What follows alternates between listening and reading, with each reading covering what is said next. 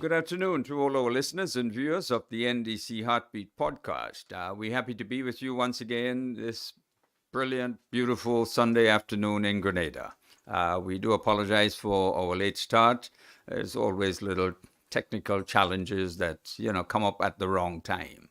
But we're going to get the show rolling, and we're going to be starting off with the PRO of the National Democratic Congress.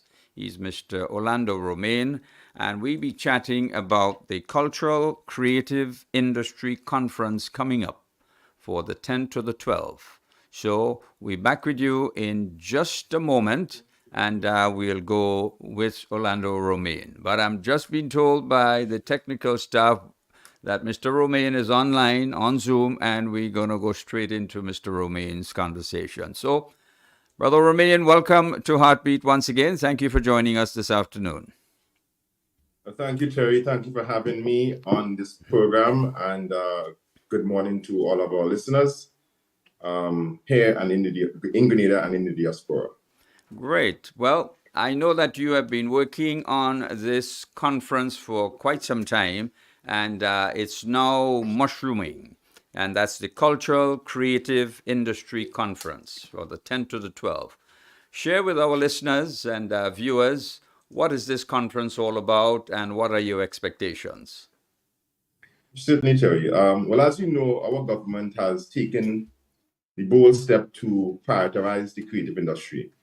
It's a sector we believe holds significant potential, and we are committed to unleashing that potential.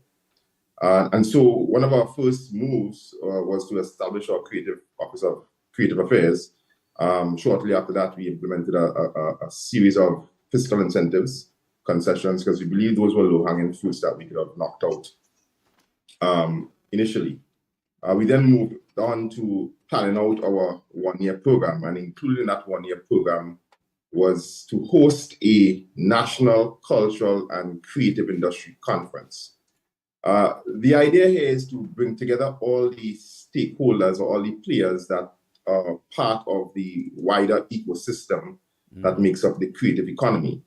The creatives themselves sit at the center of all the activities, but around them are persons like the bankers or financiers, educators, policymakers, government officials, and certainly the legal fraternity.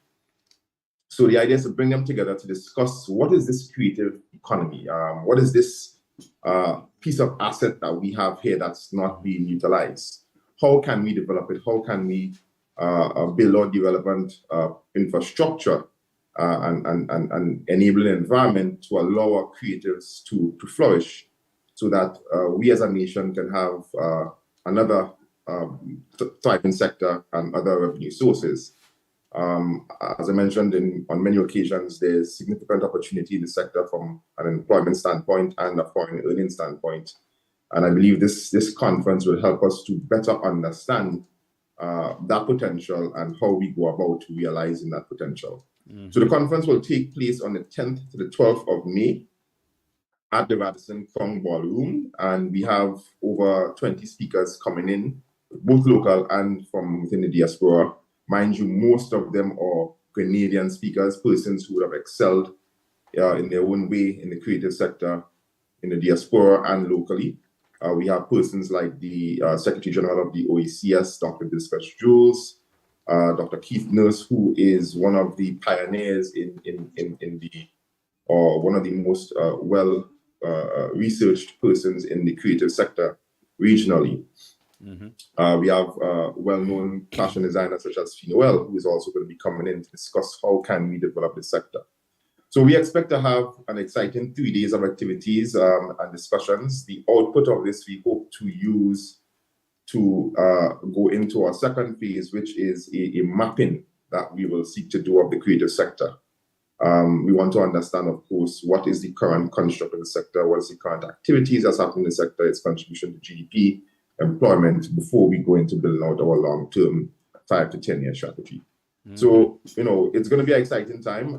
We will be streaming the conference online for those who don't get the opportunity to attend in person. And we really do expect for it to be very engaging and enlightening. Uh-huh.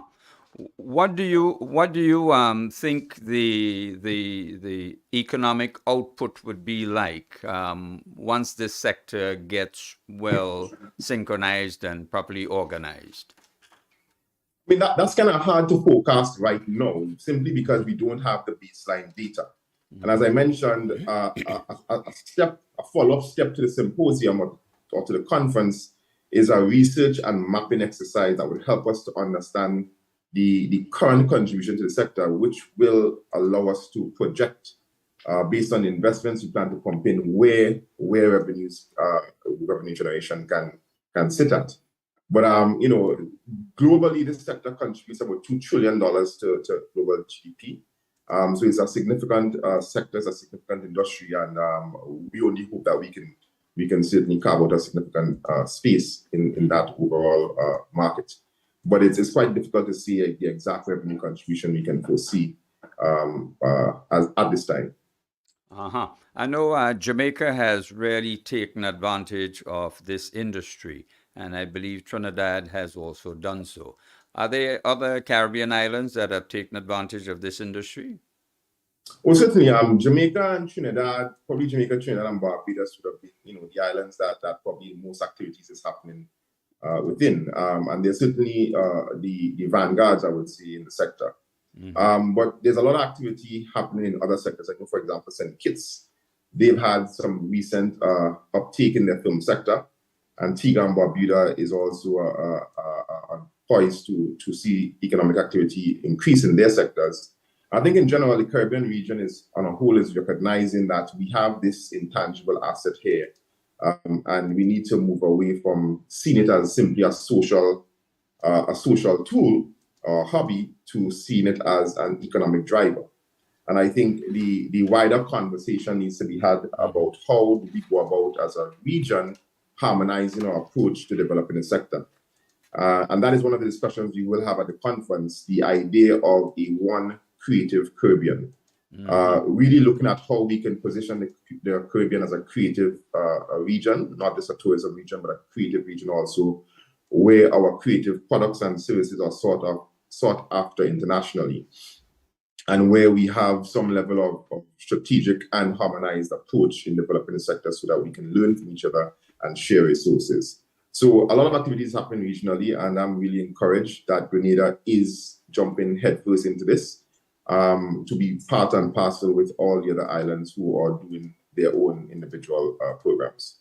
Great. Sounds rather interesting. Now, how can local creative individuals get registered for this conference?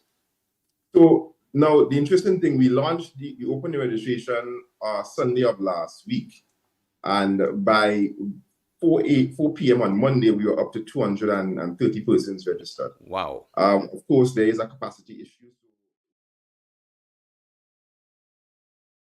Paused in-person registration for now, and we're just doing some tweaks to the registration form, and will allow persons to now register for participation online, simply because we want to ensure that everybody has access to it. But there's a limitation in terms of the in-person participation. Right. Additionally, we want to ensure that there's a good mix of persons in the room. So we want to ensure we carve out space for the students. There's a lot of creatives that I'm realizing or here now that I didn't know existed. So it's really encouraging to see them taking up on this initiative and registering in fast numbers. Great. So probably by tomorrow, you should see the second registration form launched to allow persons who are interested in participating online to register for their online positions. Great. Well, I'm sure that all of Grenada will be staying tuned and be ready for the updates that you'll be sending out, because it is indeed very creative, and people are very excited about this new industry that is going to be launched very soon.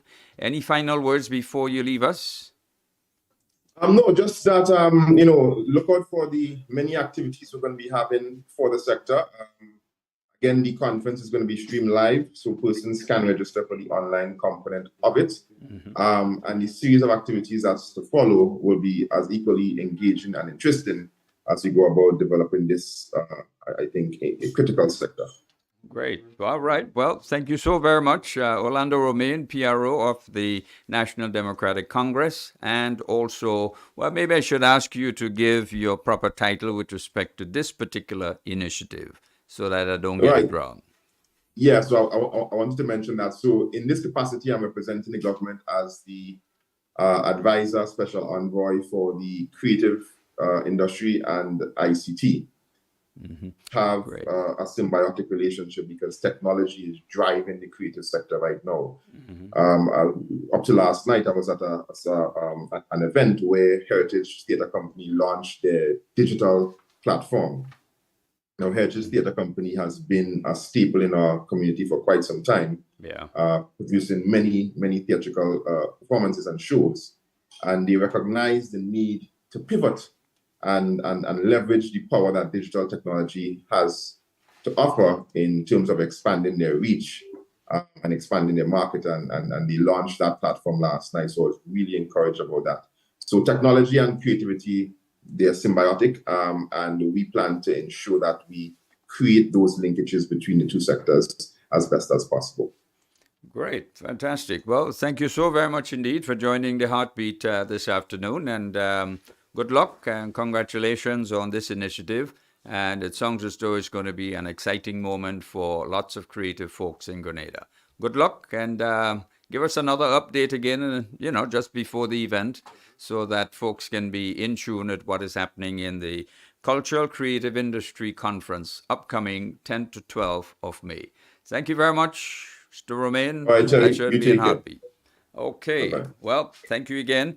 And coming up shortly, we will have the Attorney General and Minister responsible for Labor, the Honorable, or in fact, Senator the Honorable Claudette Joseph, will be joining the Heartbeat shortly to chit-chat about May Day celebrations tomorrow. She'll be making her debut at that particular event. Senator Joseph, are you on Zoom? Are you online? Okay. Good morning, Terry. Good morning. Good lunchtime to everyone. Yes, I am on. Thank you. I'm Thank here. you. Great. Fantastic. Welcome again, once again, to Heartbeat. And I know tomorrow is going to be a very exciting day for you. You'll be making your main debut with the trades unions, and I'm sure it's going to be an exciting time for you. But tell us, what are your plans? What are your expectations? And do you expect that this Labor Day celebrations is going to be one of a difference? And why do you think so? Good afternoon again, Terry, to you and all of my friends in the Heartbeat studio, as well as all of the viewers of Heartbeat on the various platforms and the listeners on radio. And as usual, it's great to be here on Heartbeat. And it is interesting that you use the word celebrations because tomorrow, May Day, I anticipate will be one with a great difference. We will have tomorrow expectedly more of a celebratory mood rather than a mode of protest and antagonism that we have grown accustomed to for the May Day celebrations. And I plan to join with the workers of Grenada, my comrades in the unions, all the members and leadership in celebrating Workers' Day in earnest tomorrow. And indeed, we have a lot to celebrate because in just 10 short months, the labor landscape and climate in Grenada has drastically changed for the better. And that is in no small feat through the valiant efforts of this new NDC administrations, efforts of which we are very, very proud. Of course, working in collaboration with the workers and their representative unions. So, Terry, we have a lot to celebrate tomorrow, and we will definitely celebrate. We are going to be celebrating, Terry, the investment in our people by this 10-month-old administration of in excess of $100 million. Mm-hmm. 77.1 million of that went into the payment of pension and gratuity to public workers, a problem that persisted for 40 years. Mm-hmm. And it took this new administration, led by a young prime minister who was only 4 years when the problem was just created, to resolve this matter in a matter of months. In fact, I always marvel at how we worked it out so that 8 days after we were sworn into office, and certainly exactly 8 days after I was sworn in as a Minister of Labour, we sat down with all of the unions and representative bodies and presented our proposal for the payment of pension and gratuity, which the unions took some time, went away, took some time, and accepted. We also settled a 10-year-old problem at the T.A. Marisho Community College. Many people recall all the constant protests there by teachers and students alike. And that problem was resolved. And with that, we settled almost $8 million with TAMCC. The docked salaries, which was less than $2 million to repay. But when we worked it out, the impact of the docked salaries and the work to rule that followed cost our economy in excess of $10 million. We resolved that, in fact, on day one. That was announced on the day the new cabinet was sworn in, and it was paid at the end of the very month, July. We also recognized the over and above sacrifice that health workers, nurses, and so made, particularly during the pandemic, and rewarded them with an honorarium of $6,000 a person, paid in $500 increments monthly. And there are several other matters in relation to which we made good with the workers of Grenada.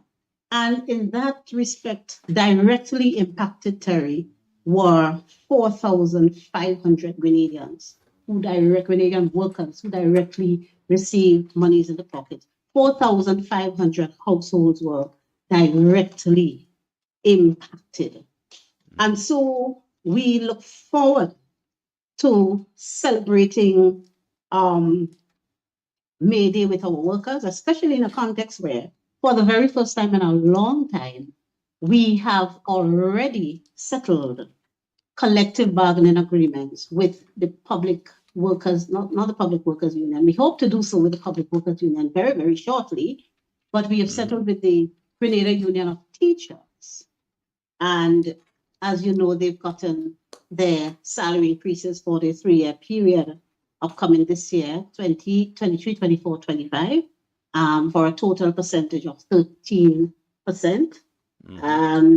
This week, in the week of May Day, we are going to be signing off agreements with the police and prisons and other welfare associations.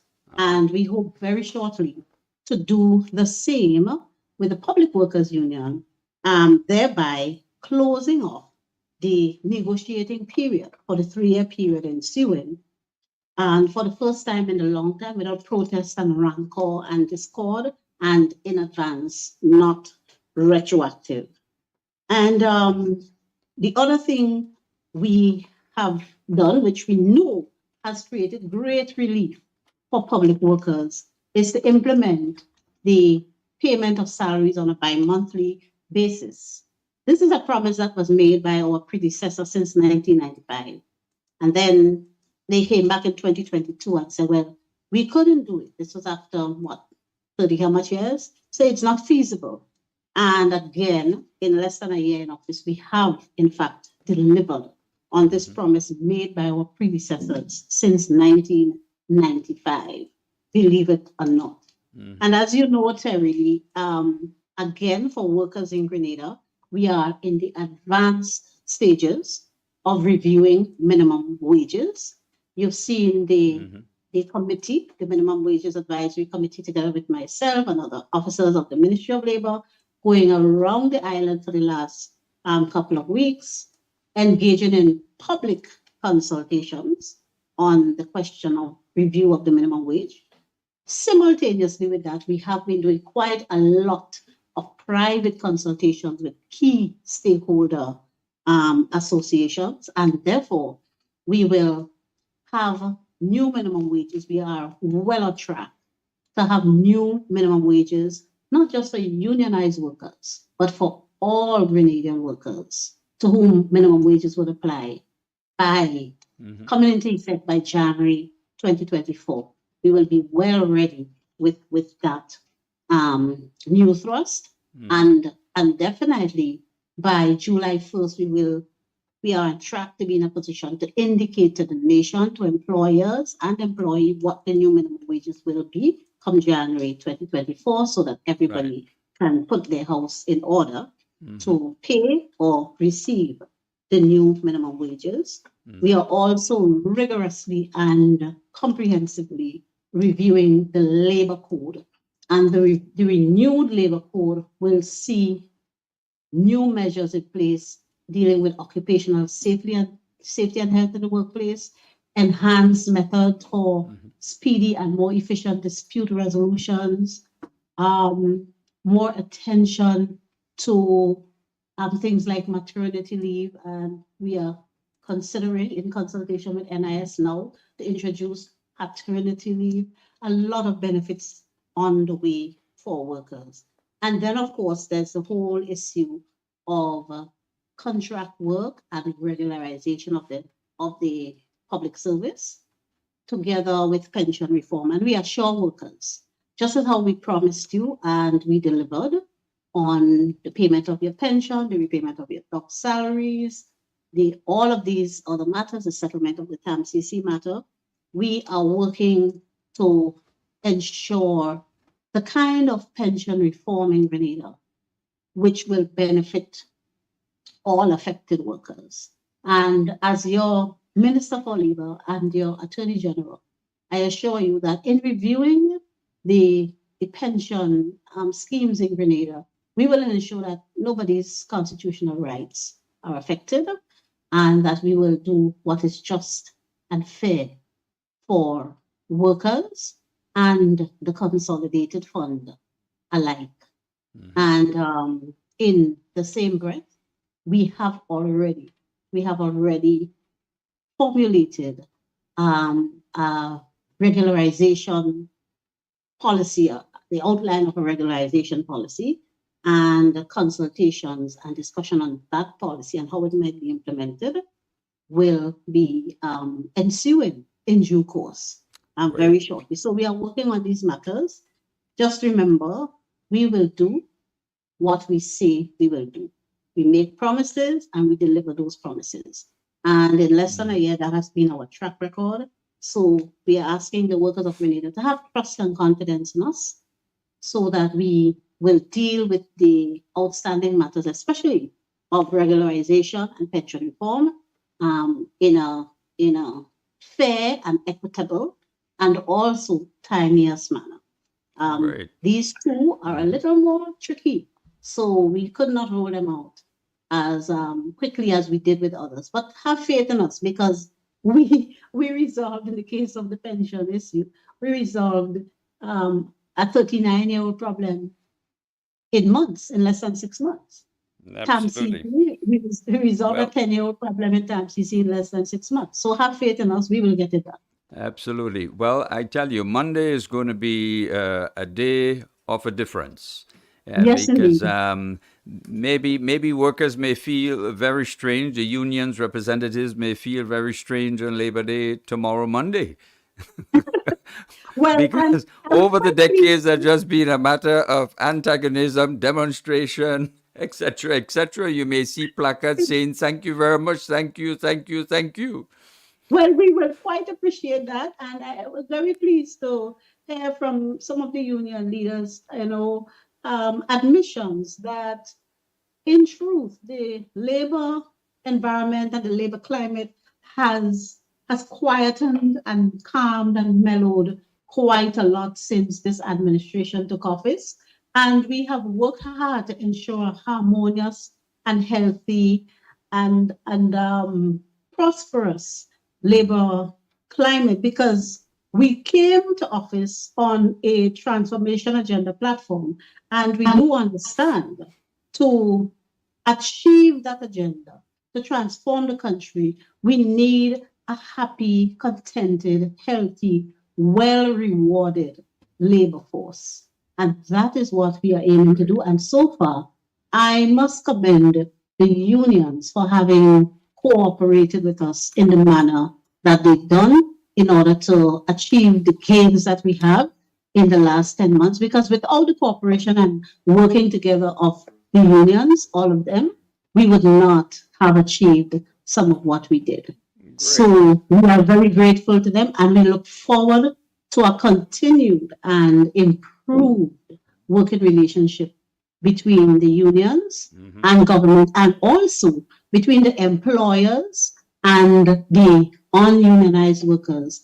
In the Ministry of Labor, Terry, I've noticed that in the past few months, we have been advocating for and fighting for the ununionized workers of Grenada more and more, because we are conscious in the Ministry of Labor that in relation to these workers, they generally don't have anyone to speak for them. And that is where we at the Ministry of Labor come in. So we work very closely with employers. Only on Friday, we spent the entire day, the Labor Commissioner, some of the labor officers, and myself. We spend the entire day from morning till about 5 or later in the afternoon on engaging with workers and employers on a couple of the construction sites and workplaces where the workers are not unionized.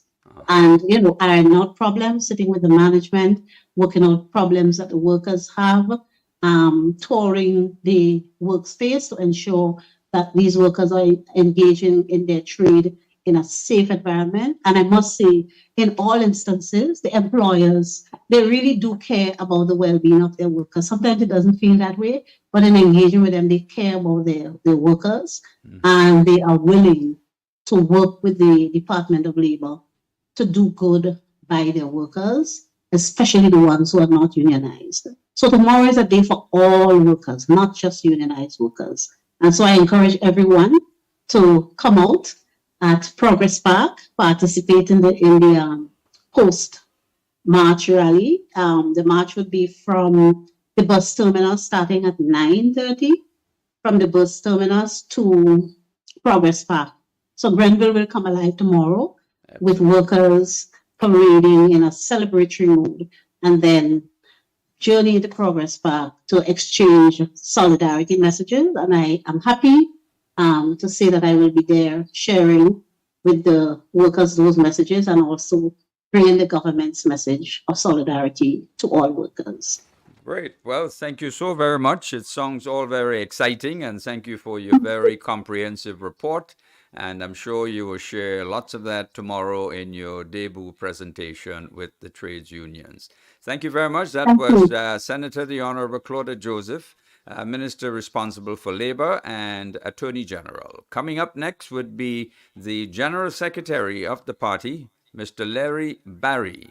He'll be chatting about From the Desk of the General Secretary. Coming up shortly.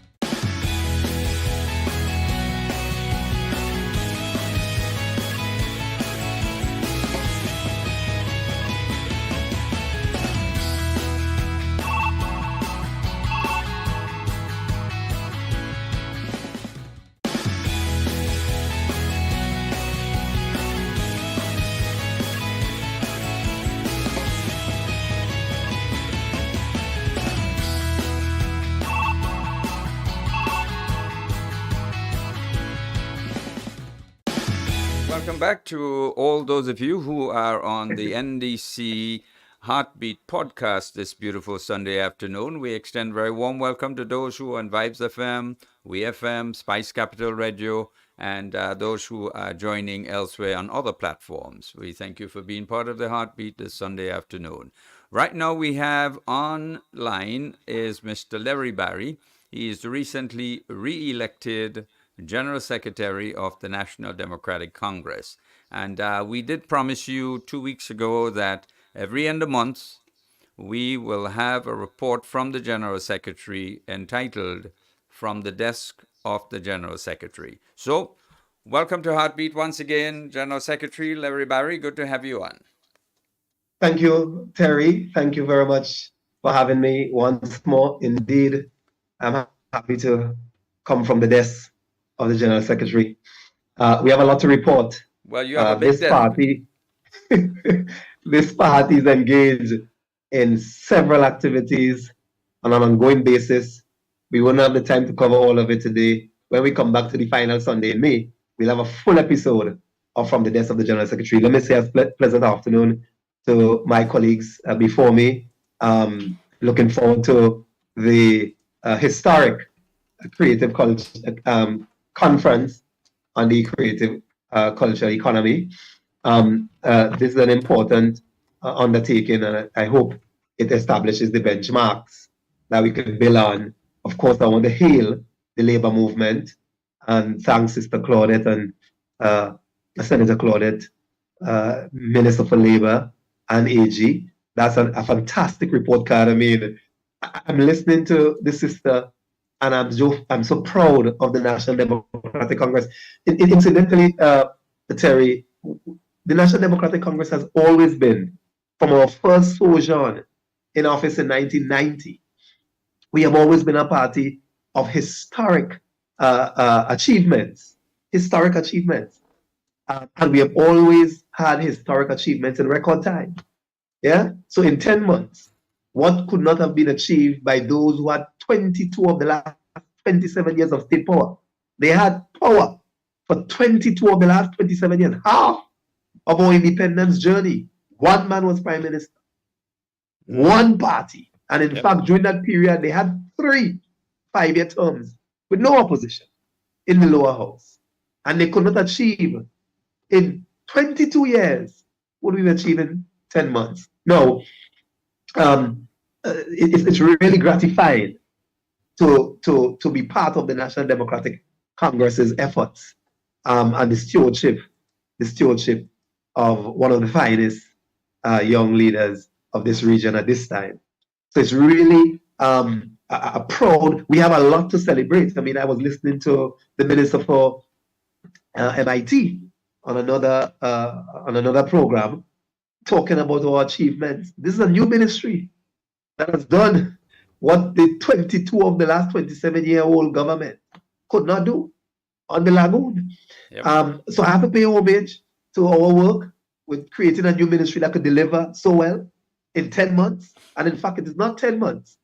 Because when you look at June 23rd, the ministries got going mid-July. People settled down. And then Carnival, post-Carnival is really when some additional work really took root. But of course, our biggest achievements occurred within days. As Claudette mentioned, we unraveled the damaging effects of the dock salaries on an entire sector. The damaging effects, that has to be a conversation, Terry, that I would engage in to talk about the devastating effects of $1.5 million in dock salaries. The devastating effects it had on an entire sector. We would need and I'm going to speak also. I'm also going to speak in future on the damaging effects of bad policies, such as the 3-for-10 policy, the attrition policy in the public service, and the devastating effect it had on the lack of implementation and the losses to this country. That aside, I want to hail the labor movement for its celebration tomorrow. I've been part of labor celebrations for years. I used to serve as a shop steward for my union. I used to serve, I had a very good tenure as the Deputy Assistant General Secretary on the TUC and represented the TUC across the region, from FTA protests in Cuba. I went down there for a couple of weeks, to Trinidad. I've been around the region as the Assistant General Secretary for the TUC. So I come with some labor origins as well. But more importantly, this National Democratic Congress, our origins came as a result of standing in defense of labor. Let us remind the public, Terry, let us remind the public that the National Democratic Congress emerged as a political party out of its refusal in 1986 to go to the parliament to support a budget that was going to retrench hundreds of public officers. Hundreds of public officers would have been retrenched by the then H.A. Blaze government, instrumental member of that government then, the former Prime Minister of 22 years, that they were going to retrench, they were going to fire hundreds of teachers and public officers. Those in the party then, the new National Party, which was a combination of NDP and others, George Brizan and Alexis and others led, they decided on having it. And they decided they're not going to go to the parliament to support such a budget, and took the decision to leave the government, and form the National Democratic Congress in 1987 with our first convention at SAS on the 17th of October, 1987. So we came together to form a party out of our defense for workers in this country. So while the GULP's vein and its DNA would have been labor support for workers' rights and building on, people like Marcus Garvey with his protestations for the 8-hour workday and workmen's compensation and so on. A lot of us, Terry, think Marcus Garvey is mainly associated with Pan-Africanism and Black consciousness. The story of Marcus Garvey, Terry, when I made my first travel as a deputy chair of the first national youth arm of the National Democratic Congress in 1990, I was funded by the Bustamante Institute. They had a political youth movement, political activity up there, went up there for a week, and we were funded by the Bustamante Institute. And when we learned some of the history of Marcus Garvey's role in politics and labor, that story must be told. Not just the Pan-African Marcus Garvey, not just the Black conscious Marcus Garvey, but the labor champion Marcus Garvey. That's another side to the Marcus Garvey story. Let's get to the NDC successes under the leadership of the General Secretary, because time is quickly creeping away on us. Yes. But you see, it's labor tomorrow. We originated from labor. We stood up in defense of labor. So it was important for me on the day before a historic Labor Day for our first labor minister. We are really necessarily have to give you a little origin that NDC is a labor champion party. Yes, indeed. Yes, First and foremost, because we left the government in defense of labor. We left the government in defense of labor. Terry, I want to thank the Communist Party of China having extended an invitation to the National Democratic Congress, as they did extend an invitation to 6 other regional ruling parties to undertake a understanding and deepening relations with political party, a visit to Beijing from the 8th to the 20th of April. The National Democratic Congress was well represented by yours truly and Deputy Chair of the NEC, Randall Robinson, as well as the UTAM Deputy Chair, Sister Elizabeth Forsyth, and indeed Youth Arm, well represented as well by Sister Tara Fortune. And we had an opportunity to engage in lots of party, understanding the party's process in the governance of China. And we had a fascinating visit across China. We spent hours on the road by bus, hours in the air by plane. Of course, China is a vast country, and we had a fantastic opportunity there to learn about the people and their politics. Visited various aspects of the party's offices, We met with the youth arm, we met with the women's arm of the Communist Party of China, their work. So we came back with a lot of perspectives and insights that we're going to build on as we go forward. It was a fantastic exchange together with Jamaica, Guyana, Trinidad, Barbados, Grenada. Yeah? Great. So we'll speak a little more about that in a future heartbeat. Also, Terry, we've had our first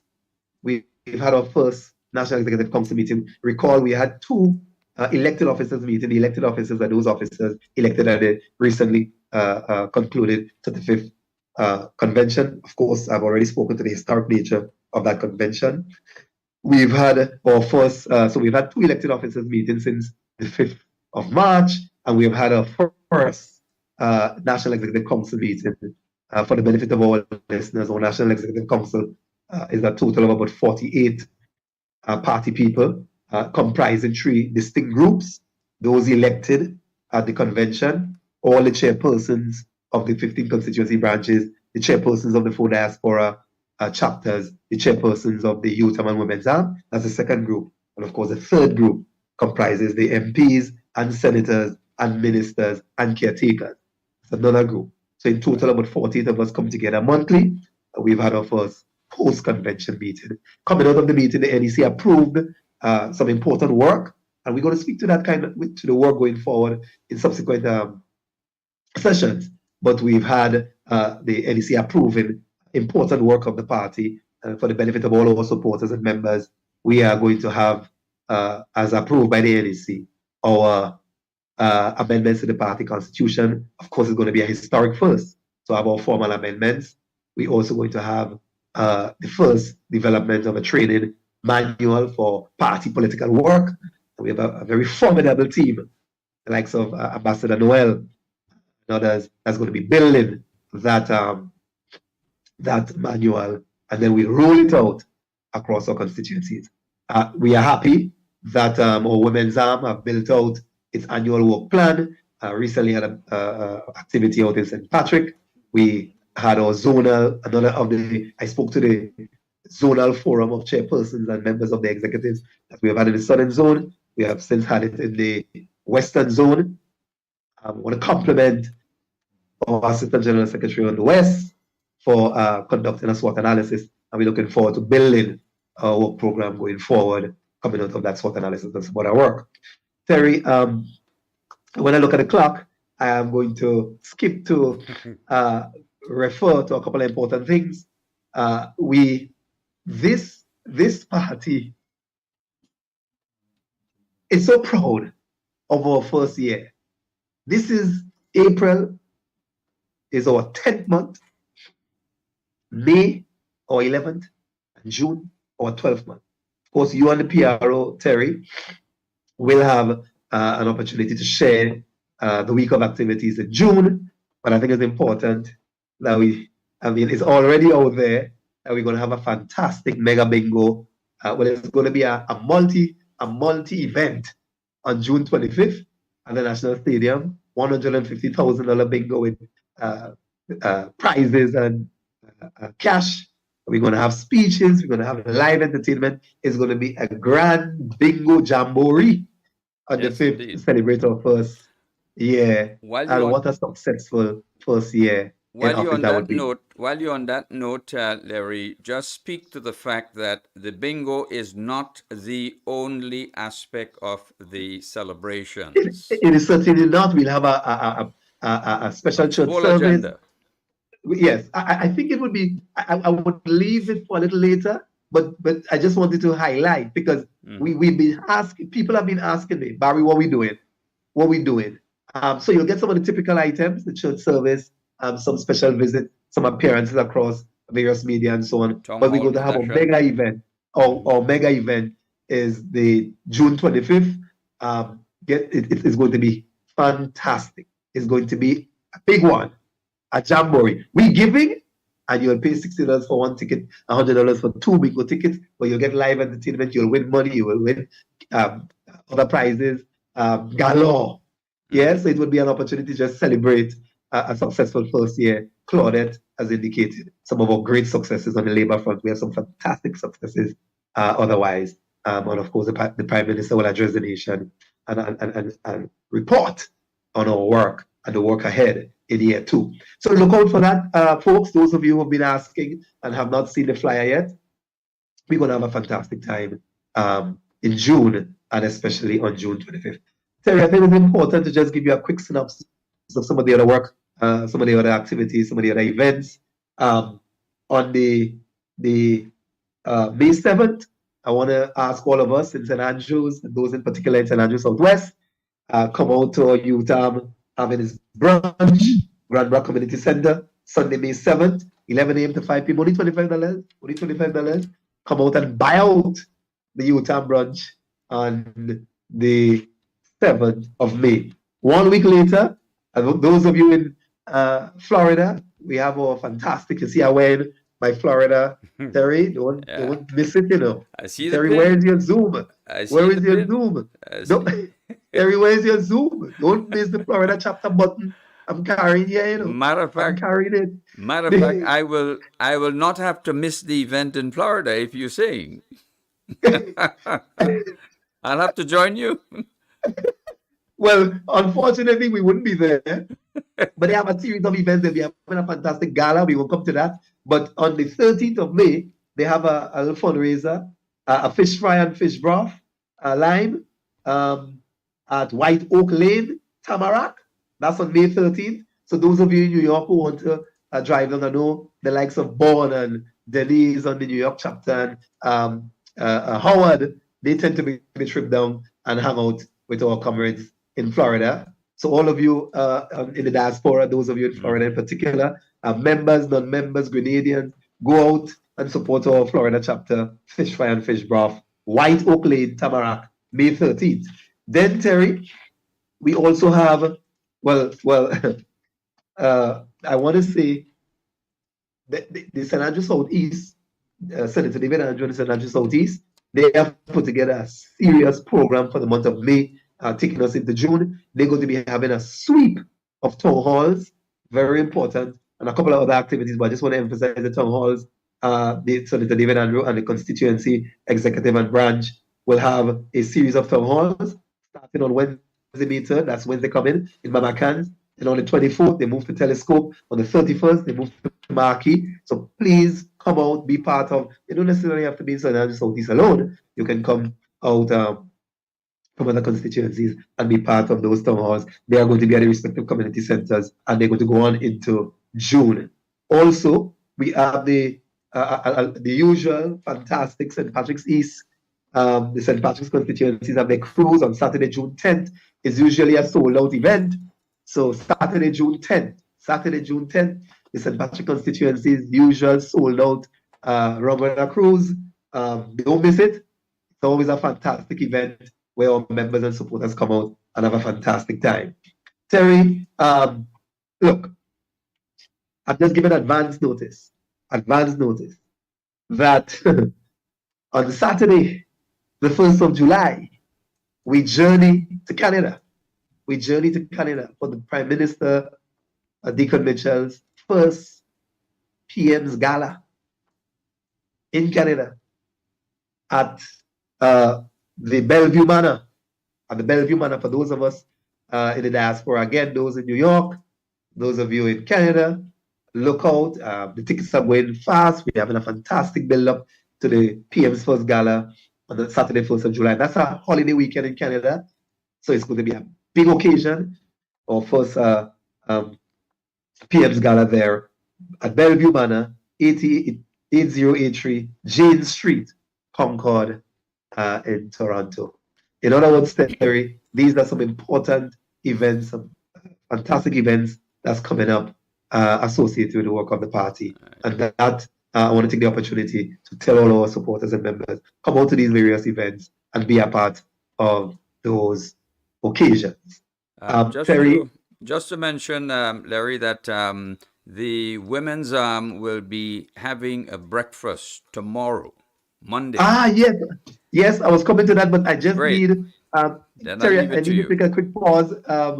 I just need, to give me a couple seconds, please. Go right ahead. No, just to take a break for just a couple of seconds.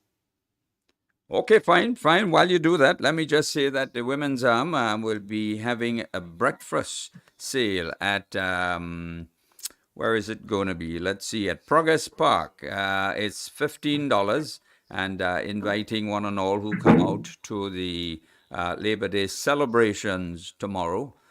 You can have breakfast with the Women's Arm at Progress Park. And then the National Democratic Congress South Mother's Day Cake Sale. That will take place on Saturday the 13th. And please support this initiative. There'll be lots of lovely cakes, semi-fruit, cherry, marble, chocolate, vanilla, banana bread, buns, you name it.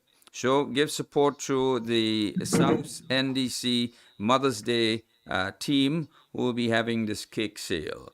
Oh, and remember the breakfast tomorrow by the Women's NDC Women's Arm. yes, Okay, over so at you're back, Progress Larry. Park. Yes, indeed. Thanks. Great. Thanks, Terry. So of course, don't miss out when you come to Progress Park tomorrow. If you come ahead of the unions, you have breakfast. The march will start at 9:30. The march will start at 9:30. But while you're in Progress Park, and the unions have not gone to, once the rally is on and the speeches are happening, before persons go to their respective unions for the party and the celebration, of course you can have a fantastic breakfast by the Women's Arm. We'll be selling some food, some breakfast items there from early tomorrow morning. So you have that to look forward to as well. Members of the labor movement and other persons who will be attending the events there. Terry, I want to not miss the opportunity to thank all the constituencies from the tongue of St. George. I mean, if you look at the work of Sister Claudette in the tongue of St. George, it is just not about Christmas. You know. That sister, Senator Joseph, has had food hamper distribution for the Easter. It's not just about Christmas. She and her team mobilized food hampers and other distribution around the Easter across the constituency. And this is the kind of work that the party is doing on an ongoing basis. Yeah, on an ongoing basis. Terry, the South constituency, sorry, the South constituency made several donations for fire victims and other persons in need, not only in the South, but in St. David, Assistant General Secretary for the Southern Zone, of course, arranged the distribution of materials to the family that lost their home in St. David's and other places. Yeah, it's that's important. Brother Rahman, right? Yes, Brother Rahman is the Assistant General Secretary for the Southern Zone. And they did quite some distributions across 3 constituencies in terms of supporting persons who came up with various needs and challenges. And that work is an example of work that the party has been doing, whether in and out of office. Whether in and out of office, this party has been engaging with persons. I'm going to speak to the Foot Soldier Care Initiative on another occasion, and the kind of work I have been leading with respect to the Foot Soldier Care Initiative across constituencies. Before you get into this, Larry, let me just take this quick opportunity just to say to all those who are listening on WeFM, Vibes FM, Spice Capital Radio, we know that it's coming up to 1 o'clock, and we want to thank all those of you who joined us then. But we'll be just continuing for another 2-3 minutes online, so that we can, conclude with the General Secretary. So let me thank WeFM, Vibes FM, Spice Capital Radio, all those listeners there. And but we will continue online for another 2-3 minutes with the General Secretary. Yes, Larry, Yes. Go right ahead, please. Indeed, and special thanks to those leaving us on the respective stations you mentioned. In fact, Terry, I don't know if you covered earlier our expansion program of Heartbeat, or you're leaving it for another occasion. Well, next week we will formally announce the expansion of the Heartbeat connections in Grenada and internationally. Indeed, I'm looking forward to those announcements as well, and I'm sure we'll be able to broaden the party's work. So as I indicated, Terry, the Foot Soldier Care Initiative is an initiative that was birthed by yours truly on becoming General Secretary. It's a long list, but I want to say it has been a tremendous opportunity to reach out to our foot soldiers, going back to, I would say, May 2021, right? And coming all the way up.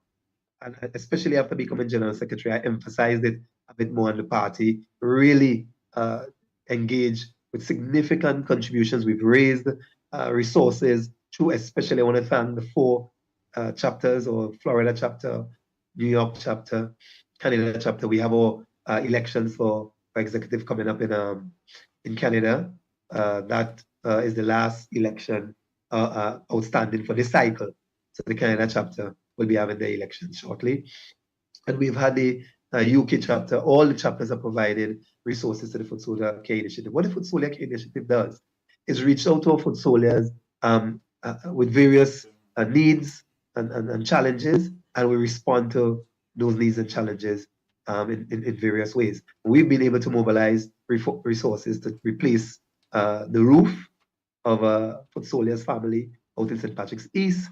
I'm just giving you a quick synopsis because I know we're moving on to wrap up time. We've had the opportunity to provide $2,000 worth of support to kickstart a small business by another foot soldier. We've had the opportunity to provide tickets for scores of foot soldiers to attend our various constituency Christmas galas, Christmas dinners across constituencies. We've been able to do that. We've been able to provide assistance to foot soldiers for medical. We've just provided 3 different foot soldiers. We've been able to provide some financial assistance to them. We were able to cover quite some costs associated with some of foot soldiers in various needs. And we're going to build a program. We're going to have a formal establishment of it. We mobilizing some resources as we speak for 1 or 2 other foot soldiers in some specific areas of need. So Terry, I'll leave it here for today. We'll have an opportunity to again come back with some of the events and activities that's happening around the party, some of the party's initiatives. We'll have an opportunity to return from the desk of the General Secretary the last Sunday in May, and every subsequent Sunday we'll have 15-minute updates. Some of the same updates I just gave on events and activities across the constituencies. We'll have those 15-minute updates from at the zonal level as we go forward with some of the Sundays leading up to the final Sunday each month. So Terry, thanks for the opportunity once more. And I look forward to our continued work with your team. Special thanks to the Heartbeat team. I know it's a great sacrifice that the team makes every Sunday. We really appreciate it. We can't thank them enough for the commitment and dedication they have shown to making the Heartbeat possible, because the Heartbeat program, for the benefit of our listeners, does not occur with a studio that you go and turn on buttons. It requires coordination of equipment and activities and personnel every Sunday from different parts to bring Heartbeat to you. Special thanks, Terry, to your team, and we really are grateful to them for their continued commitment and dedication to this cause. Again, special thanks to all our supporters for standing in our corner and supporting us. We look forward to our continued work with you, all our members, all our chairpersons. Special thanks again for your continued commitment and sacrifice in this cause, and for mobilizing to save Grenada, So Terry, again, special thanks to you, and I look forward to our next Heartbeat from the desk. Thank you so much indeed, General Secretary Larry Barry, for this comprehensive report. And I think rather than waiting for Endemont to get the report from the desk of the General Secretary, I think we should probably do some 5-minute update every week from the desk of the General Secretary. We can chat more on that later. We can chat more about that, but I love it already. We can chat more about that. I love it already. Great. Thanks again, Terry. Thanks again. Thank you so very much indeed for this update, General Secretary. And let me thank all those of you who joined in today on WeFM, Vibes FM, Spice Capital Radio, and indeed those on other platforms, which we're not too sure about as yet. But just to let you know, as the General Secretary alluded to, the Heartbeat will be joined by a few other radio stations come next week. And not just locally in Grenada, but also internationally. So we will be announcing those to you next week. So let me say thank you again. And all those who are on Facebook, we thank you for coming onto the platform today. And please remember to share the live or the live then to all your friends and family. See you again next week, Sunday afternoon, where we'll do it all over again. Thank you for being part of the Heartbeat today. Goodbye.